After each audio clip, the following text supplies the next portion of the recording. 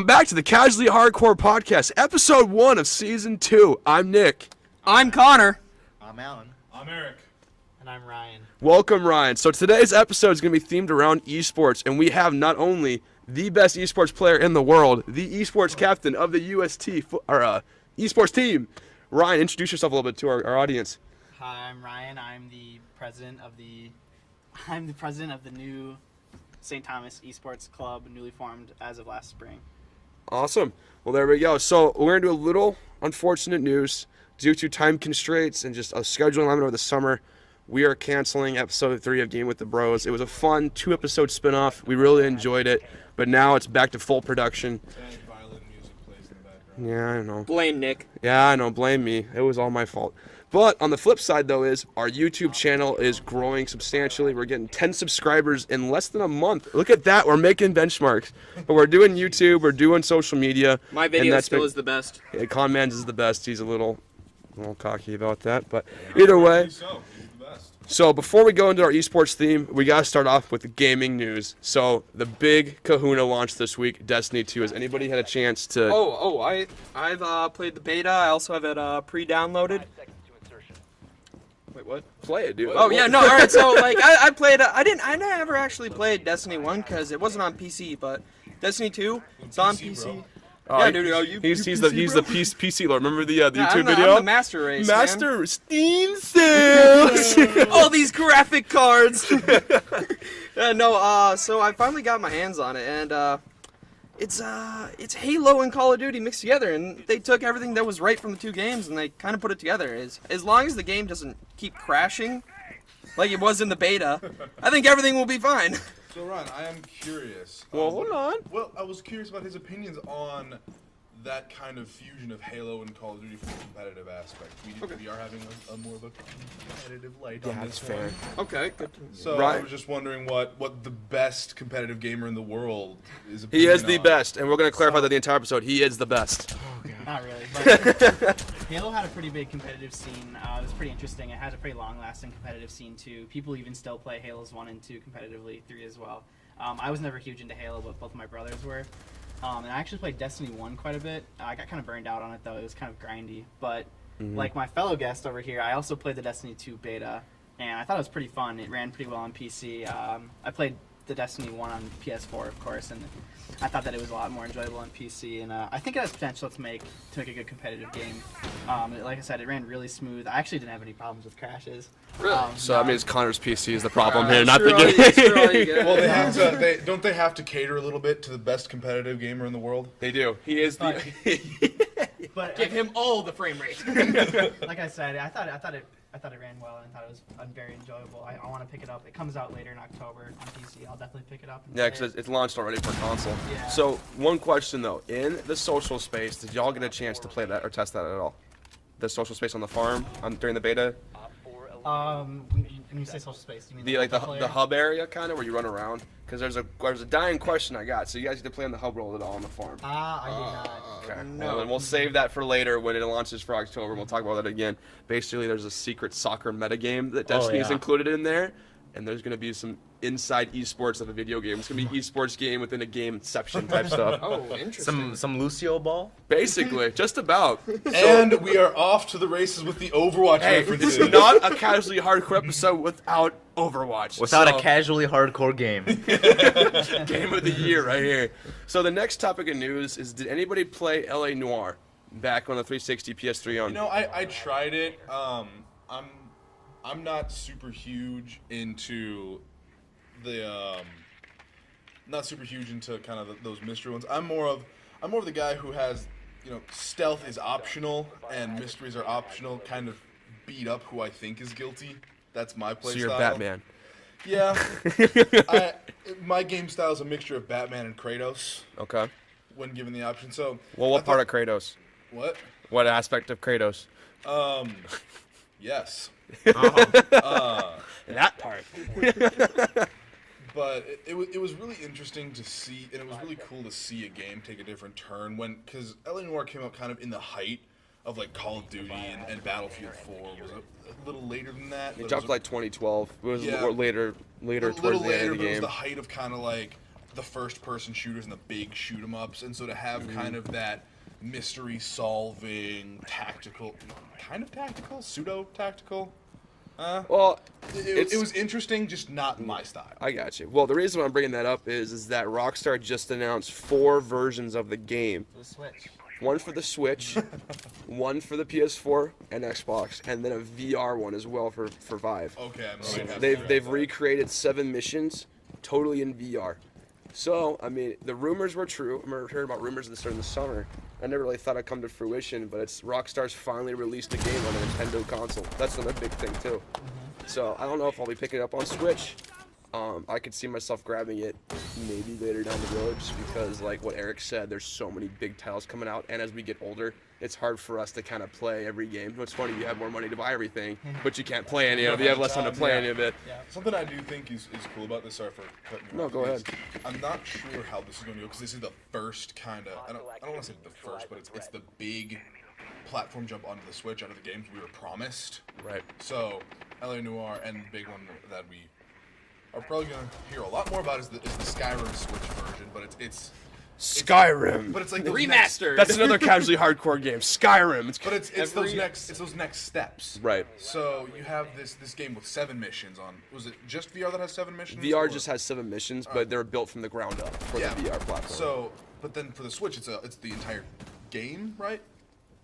I think so, yeah. So it's the entire game, and that's that next step. So it's not quite the real high intensity action shooter that we are, anticipating. Not anticipating is the wrong word. The high action shooters of like the Halos and stuff, but it has that aspect. Wow, I just rambled for a good minute. I'm not even sure if what I said. TLDR. I blacked out there for a little while. TLDR. LA Noire is going to add that shooting and high action aspect with kind of some of the slower pacing that we've expected from Nintendo. At least that's kind of how I feel when it comes to shooters and Nintendo. That's fair. Well, here's That's the fair. thing, right? Nintendo compared to Sony, right? Compared to Xbox, it's not really viewed as a real competitor usually when you list like Xbox, Sony games, right? But now that the Switch is out, it's being seen as like these are the top 3 instead of the top 2.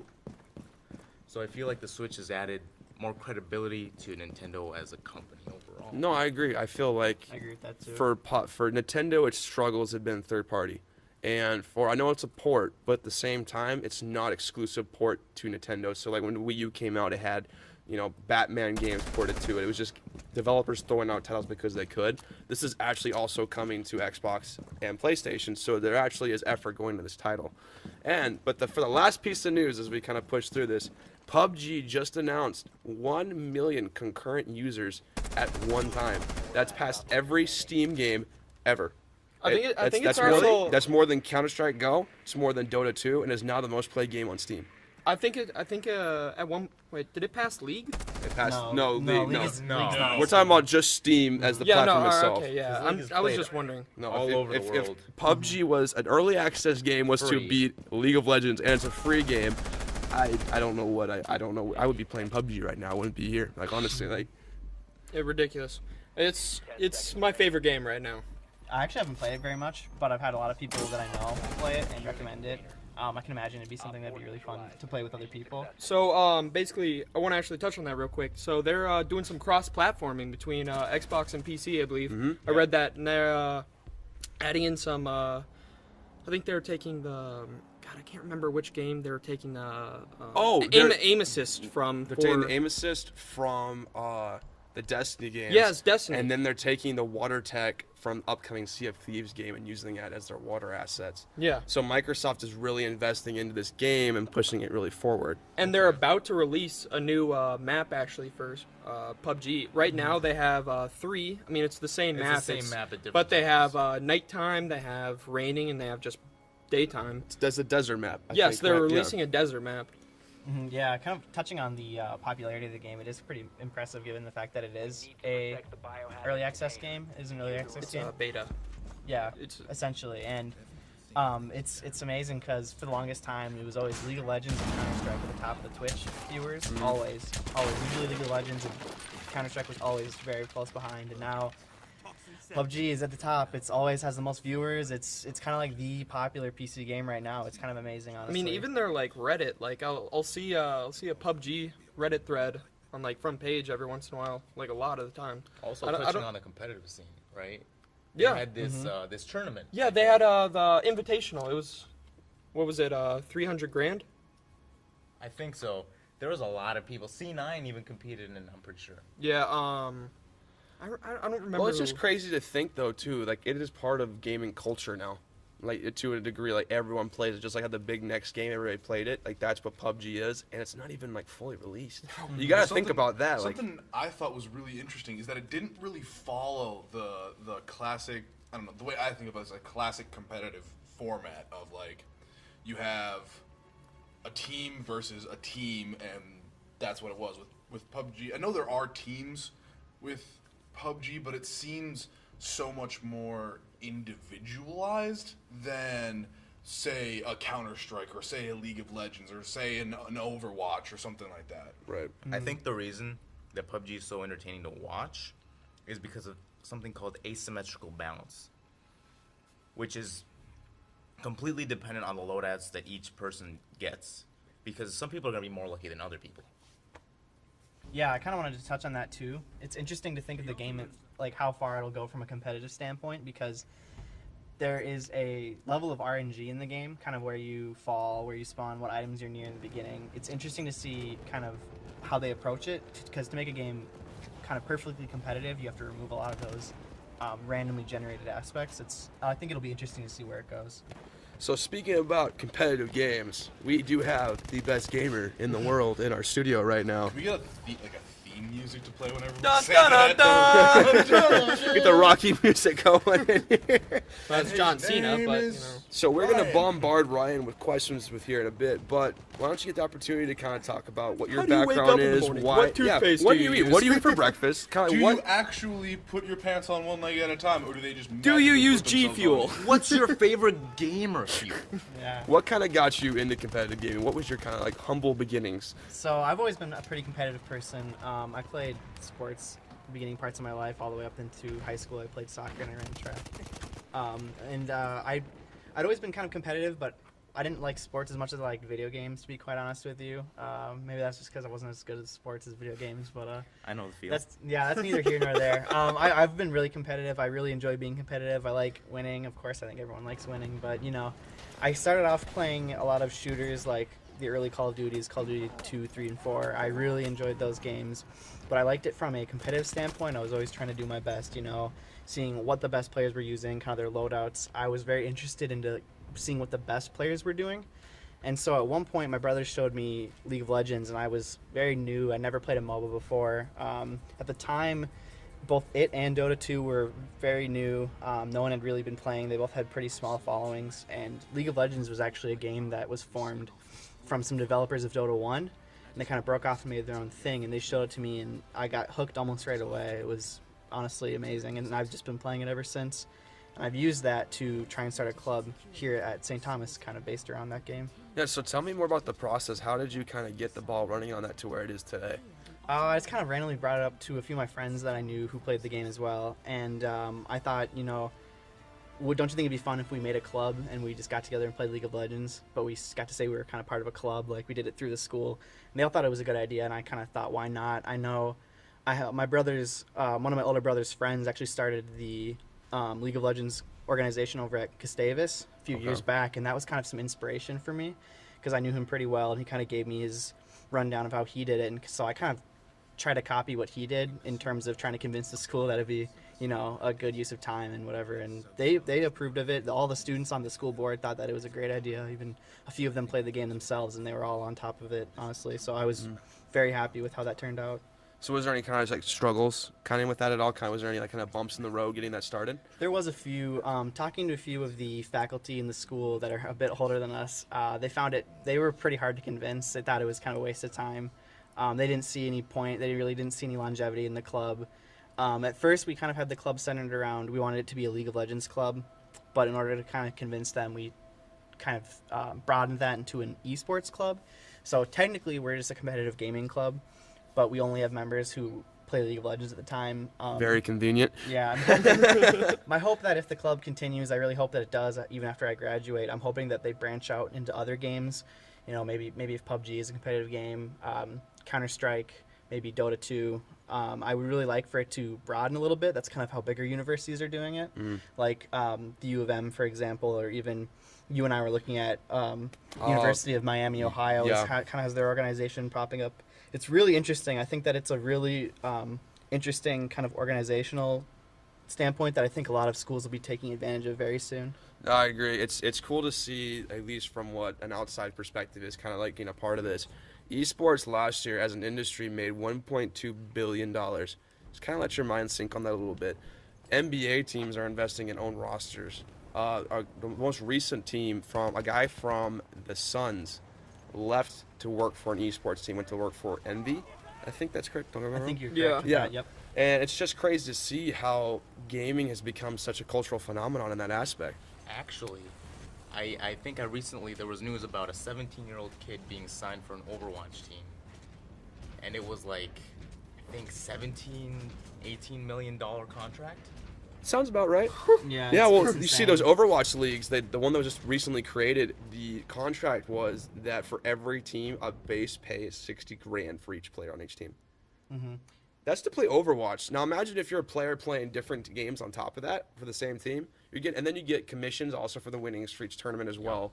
So I mean, you guys get to play video games. It's so cool. And go ahead, sorry. To kind of, I don't mean to cut you off. No, of course. But to kind of touch on that, it's really interesting because I've been following the League of Legends competitive scene ever since season 3. It's currently in season 7. One season goes by per year, and at first the players were getting paid almost nothing. Like it was almost seen as like stupid and foolish to join a competitive team unless you were on very, very specific teams. Because the biggest kind of organization in League of Legends right now is Team Solo Mid, and it's a multi-million-dollar organization now. But it started off as just like a few guys. Yeah. wanted to Yeah, get back in the together. day, if you didn't have an umbrella organization that covered all like platforms of every Exactly. type of game, then you're kind of screwed. Yeah, it was people. They were seeing it as kind of such a foolish decision. They weren't making like anything, and now it's unheard of to see competitive League of Legends players get paid anything less than like $70,000. Yeah, and kind of branching off of that, we discussed something similar to what I'm about to bring up now in season 1. But what are we know kind of our opinions of this? But what are your opinions of someone who plays the video games and esports player, competitive gamer, being called an athlete, you know, and being kind of compared to an NBA player, an NFL player, and we kind of came to the conclusion that while it's different, it's still kind of similar in the aspect of like it is people aren't necessarily going to watch these, you know, these matches. They're watching for the competitive aspect, but also for the specific, you know, players, much like you would do for a sports team. But at the same time, there's a different set of skills required, and I think people are having a hard time wrapping their heads around the fact that although the skills are different, it's still a similar reasoning. Right. And so I was wondering what your thoughts were. I'm personally in the camp of not 100% sure if athlete is the right word, but I can certainly be swayed. Yeah, I feel very similar to the way you just explained it. Nick and I actually had a discussion about this last year. We kind of discussed it over lunch. Like, how can these people really? How can you really even classify these people? There's a reason why they're called esports and not sports. I really don't think that they can be bunched in with athletes. You know, like Adrian Peterson, and Tom Brady. I think that the kind of physical, mental strain that they go through is very different than the kinds that these pro gamers are going through. Obviously, I'm not a pro gamer. I can't speak on that. To be He's very, being very humble. clear. He's being humble. But I'm sure everyone can kind of understand that. They're definitely athletes in a way. They're esports athletes, though, and I think that that's the clear distinction that needs to be made. It wouldn't be called an esport if it wasn't different from a real sport, you know? And that's just kind of my take on it. Yeah, and something that I was talking to some of my friends about, and even my sister and some of her friends who are also, they're absolutely casuals, and it pains me to say that I'm related to such a filthy casual. Wow. But There's nothing wrong with being Normie. official, filthy normie. casual, man. but You're normal. but what they were thinking is that the term competitive gamer seems to make so much more sense to them than athlete.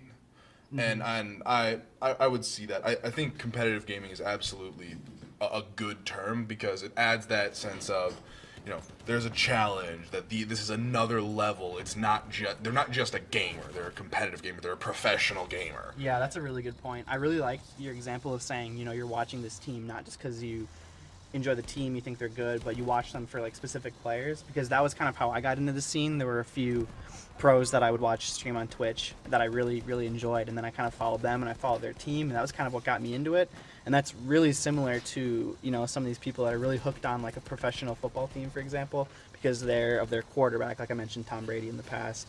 People from New England worship Tom Brady, and it's very, very similar. A lot of people really, really get hooked on these professional teams because they feel like they have a connection to a player, they really enjoy watching them, and then they want to see the team and the organization succeed. It's very similar to that. Yeah, I mean, I know for myself, the big thing that kind of made that click for me is when I started getting into Overwatch a lot more. Yes, I'm bringing it back to Overwatch soon. No, we're going to get sponsored by Overwatch at this point.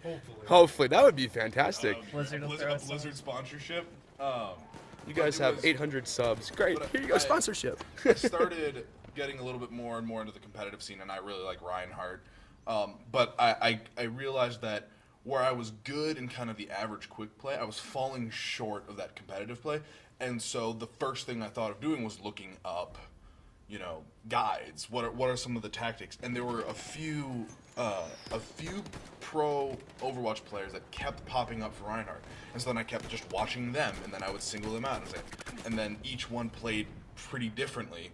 And so then I would single out, all right, who matches my playstyle the best? And then I started following them, and to get myself better, I started watching them more. And that's kind of when it clicked to me of like, I did the same thing for a while before 6 concussions with football, is I would watch professional offensive linemen and how they would play, and I'd learn their mentalities and how they would do things. And it was very similar for me. With kind of the final note, with the athletic and athlete thing, me personally, when it first got changed from competitive gaming and MLG to esports, and that whole name transition kind of occurred a couple of years back, 2-3 years now, I was very against it just because I felt personally insulted that somebody that was doing what I considered a hobby on the same level of amount of athletic work that I did.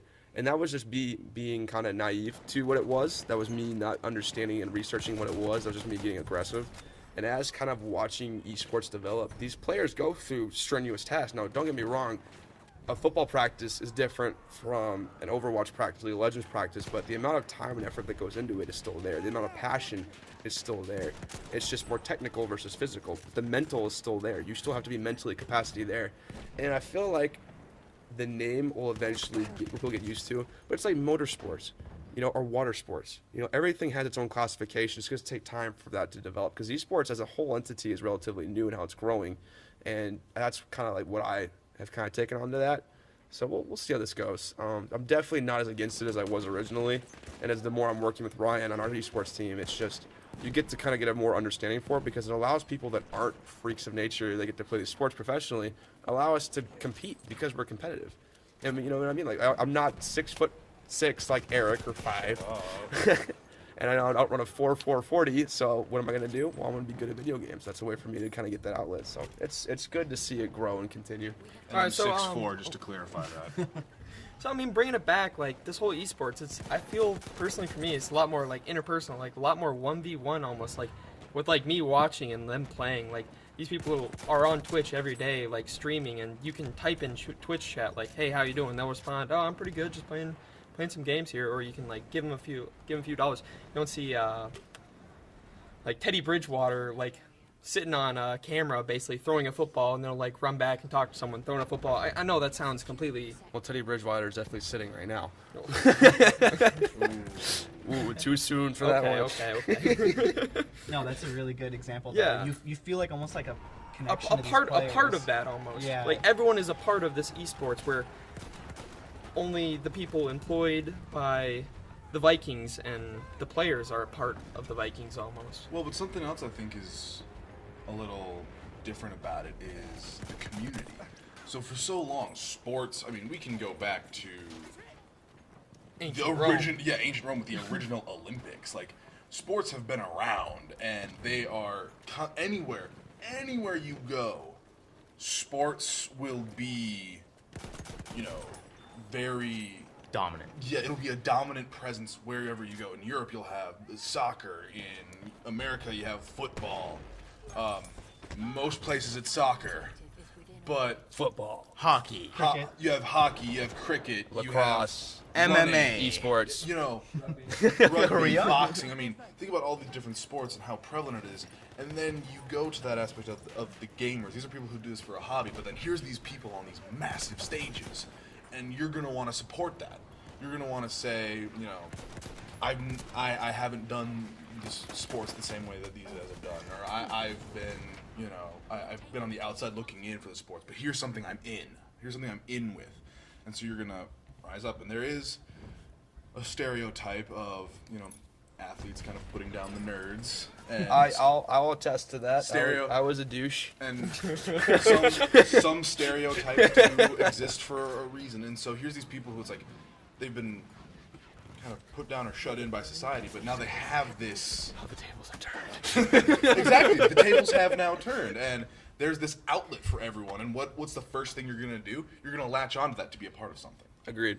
And it's cool too because gaming has become so mainstream to that point, is that people that, especially with this podcast, two people we've talked to, people have started to kind of come out of their shell a little bit because the typical stereotype of a gamer is evolving. It's everyone now. And so people can kind of like comfortably come out and say, hey, look, I like to play games. I'm going to play them competitively. I'm make a living out of it. And it's not as taboo. Yeah. You know what I mean? In a sense, that you're not. It's now obviously where you go. It's going to be depending on the age generation of you're dealing with. Depends who you're talking to. Depends who you're too. talking Now to. it's 12-year-olds bullying you if you don't play games. Exactly. See, Or that's they're where we got bullying you to. if you don't play a game well enough. But it's good to see though, like the people that I've talked to, interacted with, that I never thought was a gamer are actually huge gamers and huge nerds. Like part of why I was so mean to people that played games in high school and etc. was because I loved it, but I was like the people that I hung out with made fun of me for it. So like I had to kind of, you know what I mean? Like I didn't have to, but that's what I Peer did. pressure, man. Peer Peer pressure. pressure. Well, so. the thing is, right? Traditional media, I think, still hasn't had time to adapt to esports or competitive gaming. The most recent and like the most eye-opening thing I've seen to this change is like a couple weeks ago, I think. There was a Super Smash Bros. Competitive player on Good Morning America. No way. Yes, Really? I think it was Good Morning America at least. You think And or they- you know? What was it going to be? Well, let's Good ask night, Google. America. Let's ask Google. you can Google it, but Good middle day, America. That's it. Right? it was actually Good a- afternoon. It was, Good Allen Day, America. it was actually really unbiased. Like Yeah. it wasn't like, oh, this is nerdy, this is stupid. It was like, what do you do? How much do you get paid? How competitive is it? How strenuous is it? How much? Half of that is like being PC and all that, but let's not get too Okay, far. let's actually give Alan credit here and not roast him every episode of the season so far, or going to be. If people haven't figured it out yet, Alan is now the roast central ever since Don't his speak gaming to me. tournament. Yeah, what I wanted to kind of like mention though, when you Yeah. said that it's almost like the stereotype is changing of a gamer. It's when I first started following the competitive League of Legends scene like 5 whatever years ago. Pretty much all like the best players were kind of overweight, not very good looking guys, and that's just kind of how it was. Alan. And, but now it's amazing. All these guys are very fit. They spend a lot of their time, eating right, getting like working out and stuff. A pretty big organization in the U.S. at least, Team Liquid actually recently just built like a new multi-million-dollar facility. The players can go there to get like all their meals cooked. They can work out there. They can play basketball. They can do all these things, and they can go practice their scrimmages like all in one building. It's honestly incredible to see kind of the way it's started to adapt. Well, it's awesome because the player's health is becoming critical because these guys do such long play sessions that you're going to have to take care of your body. And as like you said, the stereotype changes, people are like trying to break from that typical basement stereotype because I can be fit, strong, and in shape, good looking, don't look like Alan. Yeah, let's not roast Alan this week.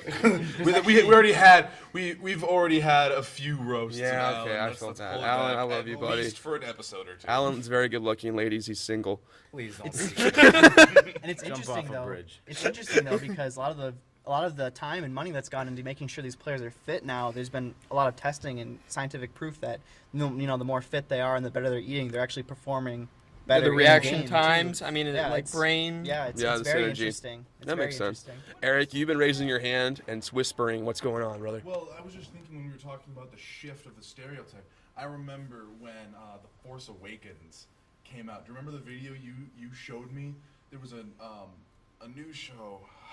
You're talking about the I- kid To spinning be the quite lightsaber honest, around. I can't remember last There week, was- so There was this news channel, and there was Alex Jones. some younger woman on there who all she was doing was bashing these people who were sending tweets about how they were so excited to watch The Force Awakens, how they were getting ready to buy tickets, how they were waiting in line to see the premiere on the first day, how these people were skipping school, and she was and this woman was constantly just berating the Star Wars fandom for not being cool, for not having lives, for Being a dressing nerd is cool nowadays. exactly. And if you're not a nerd, no, here's the thing, counterculture. if you're not a nerd nowadays, you're not cool, and here's- that's awesome. Well, but do you remember what happened? You probably don't, because you don't even remember what I'm I talking jumped about. ship from not being cool as a nerd to being a nerd. See, I'm following the trends. right now. And what happened was the news anchors actually got defensive because they're like, well, I'm a fan of Star Wars and they're a fan of Star Wars and we're excited to go see this.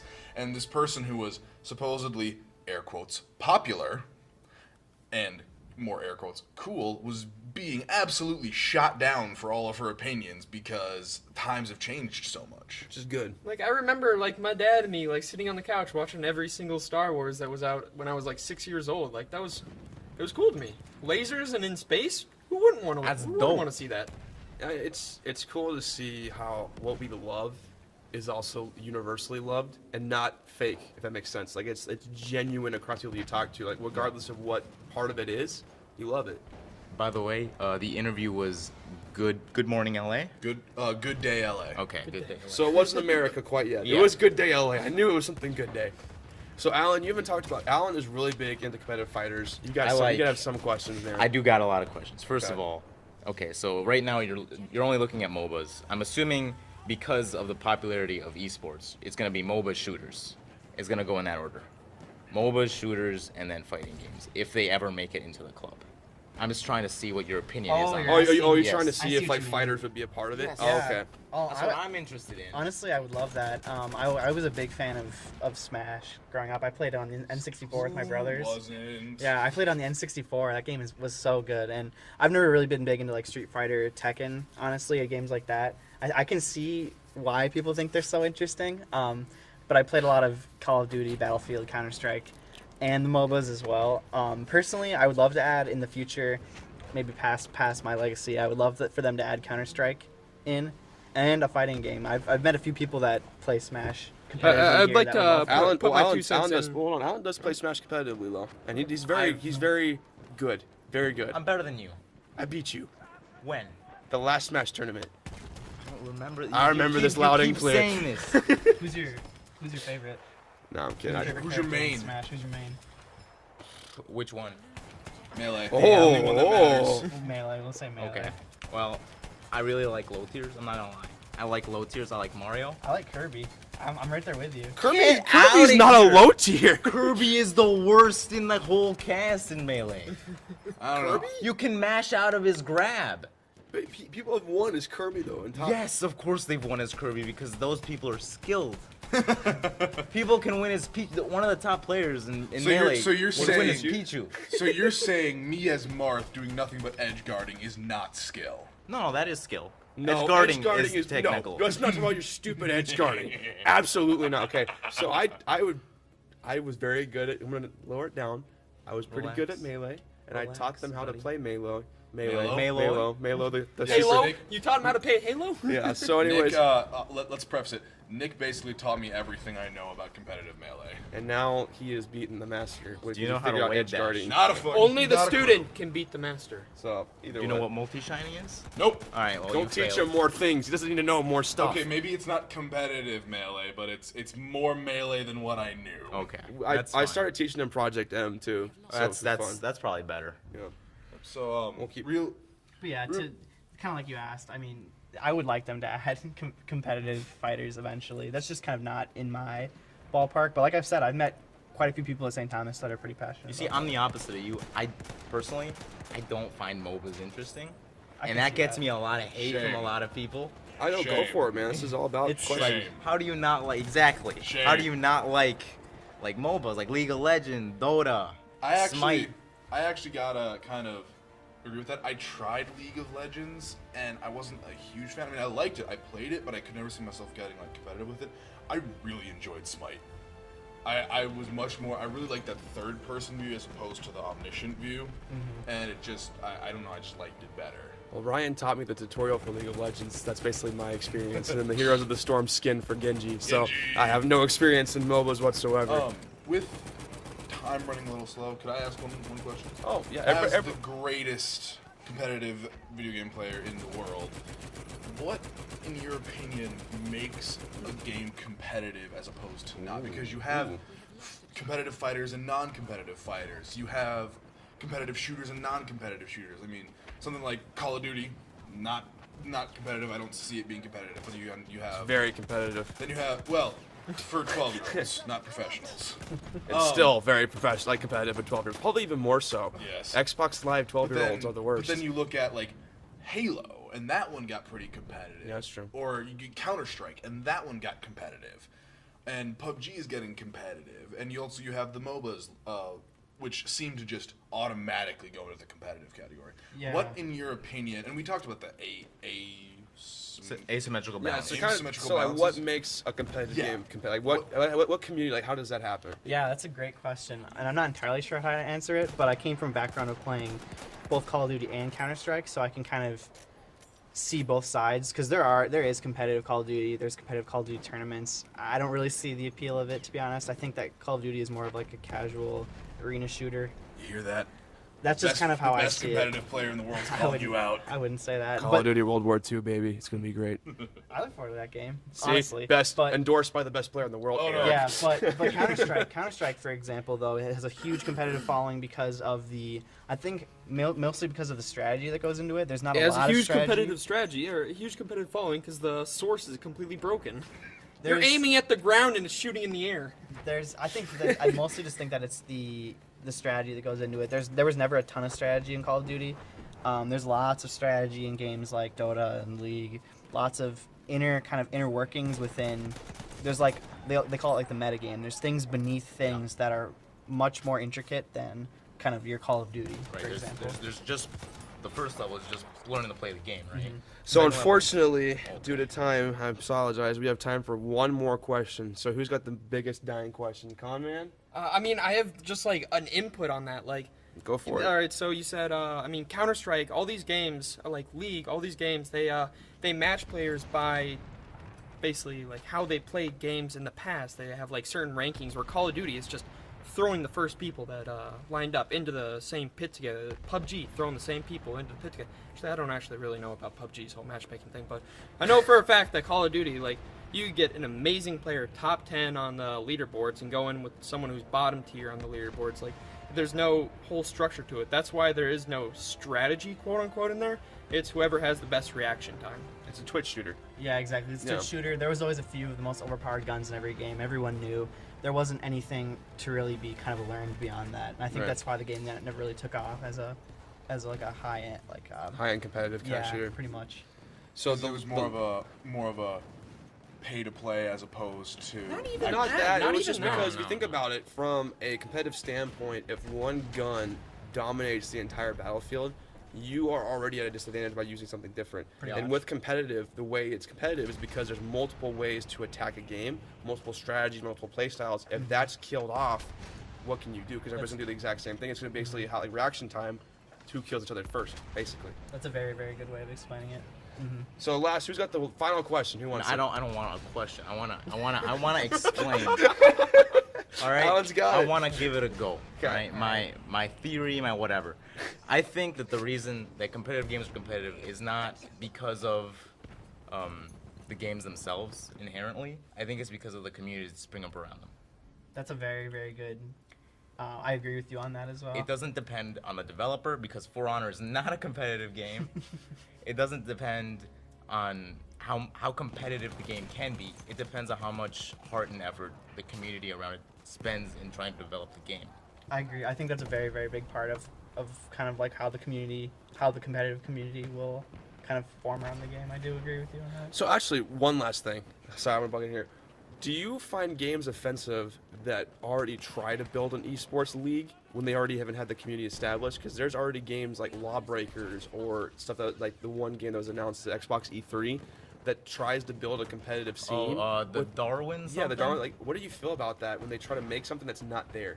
It feels a little weird. I've thought about that quite a bit too. I've seen kind of those games spring up Feels recently. forced, right? Yeah, Yeah. it feels very forced. They kind of were parading recently. I can't remember which developer, but they were developing like the first VR esport. Oh, like you can't. I feel yeah, like yeah, the PC gaming show. it's Yep. Yeah. it's really it feels forced. It feels kind of strange because a lot of the developers that are making these games, I think they have the competition in mind when they make it, but they're not making it to make an esport. Because when you do that, it sounds like there's a lack of passion. It honestly sounds like you're doing it for a cash grab. Yep. I'm not a Yeah. huge fan of that. I really am not. Because some of the most successful competitive games like Dota, Counter-Strike, League, like I said, the developers were going into it with the competition in mind, but I'm sure they weren't thinking like, oh, down the line, I can't wait for this to be esport. I Yeah. can't hope to wait. fill arenas with Yeah, this game. I don't think anybody was Well, it's thinking like that. Rainbow Six kind of. They've only like they came out with the news statement saying they didn't expect the game to become so popular. Well, It's yeah. games like that that the I community don't even takes by think they storm. like plan to like have a next season or I don't No, that think, game is I don't, yeah, no, they plan to have it like 1 year and then done. Where like Yeah. I mean people are still playing it. Don't know what their servers are doing, but you know. So basically, at the end of every episode, Brian, we do a cheap gaming section based off the theme of our episode. Obviously, competitive games is the topic. Starting from Eric down, what game you recommend for college students to get into the competitive scene? Oh, to get into the competitive scene, I mean, it depends on which one you get into. I'd say first off is either League or Smite, free MOBAs Okay. that are highly addictive. I mean, I'm sure Nick can remember me whittling hours and hours away on Smite Yes. our freshman year. Yes. He He wouldn't talk to us. He had his pretzel jar, and he would sit there and play Smite. Oh, yeah. What's Eric Peanut doing? butter- Oh, he's playing Smite. Oh, I peanut guess butter I'll see him filled later. pretzels. Yep. He's on the pretzels. Yeah, freshman 15 was very real for Eric. Freshman 40. Like freshman lose 40 because I got mono. But Yeah, that was for shooters, I always got to go with it. Can you guys guess what I'm going to say for the shooter? CS:GO. Overwatch. Overwatch. Oh, quick interruption. I got him a pop vinyl first. Yeah, Nick's birthday gift to me was a Reinhardt pop vinyl, and I cherish that thing. How much did it cost? Soldier 76, right? How much did it cost, Nick? You don't discuss finances. Oh my god. Alan, your game. And real quick, Ryan, this can be a game to go for or a game to avidly avoid. Okay, sure. Ooh, avoid? Can I do avoid? You can do avoid or Are you go gonna say for League it. of Legends? No, That's no, like no, counterproductive. no, I'm not gonna say avoid. Don't do it. I mean, avoid the community. Smash. Smash. Avoid Smash Bros. Joking. I'm just joking. Avoid brawl. There's one S tier character. Everybody else is garbage. No. Well, there's a lot of different platform fighters. I don't really care about them right now.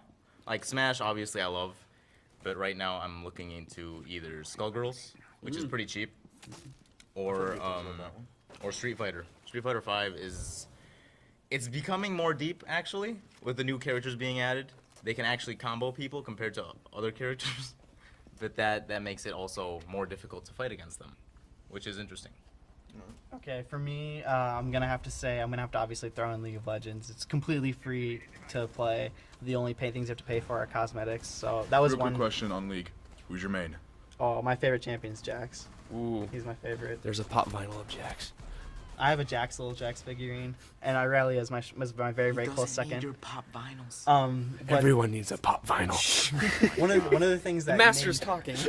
one of the things that I think made it kind of stick for me was that it was free, and it was like I could always come back and play it whenever, and I really enjoyed that constant updates. So I think that was one reason why it really hooked me. Honestly, I already mentioned Counter-Strike quite a few times. Counter-Strike is pretty cheap. I think that's a fun shooter to get into, very competitive. There's a lot of aspects of that game that make it quite addictive. And one platforming fighter that I've actually found kind of recently that is pretty fun and I think is underrated, it's called Nidhogg 2. Nidhogg, yep. Yeah, that Yep. game, I think that's a pretty underrated game. I'd definitely give that one a try if you wanted a very interesting and different take on the platform fighter. Okay, do this real quick. I'm a first-person shooter guy, so any game that I would recommend would have to be PUBG real quick because it's on the up and coming. Isn't that third person? It can You be can third or put, you can first. no, yeah. They Oh, have, what do they I have know? first-person dedicated servers now. Yeah, That's they awesome. introduced Really? a new first-person mode. That's yeah. awesome.